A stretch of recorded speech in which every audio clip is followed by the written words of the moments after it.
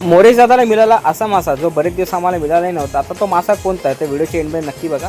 जय मल्हार मंडळी, मी आहे आनंद, स्वागत करतो तुमचं डे 7 ऑफ डेली व्लॉग. आम्हाला बोललो चल धक्क्यात तर नखरे करायला लागला.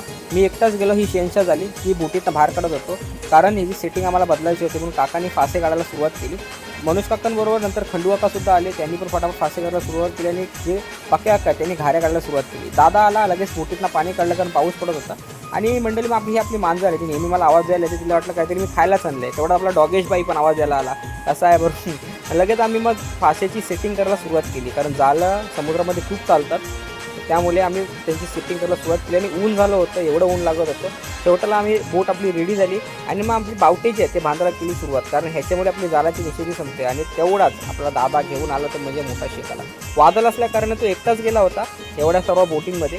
तर त्याला काय मावरं मिळालं तुम्हाला व्हिडिओच्या एंडमध्ये दाखवतो बघा. हा बघा कसा मोठा आहे, ह्याला आम्ही शिंगाडा म्हणतो. कसला मोठा आहे, तुमच्या गावामध्ये याला काय म्हणतात कमेंट नक्की करा. आणि हे जवळपास किती किलो होईल ते पण तुम्ही कमेंटवर करा.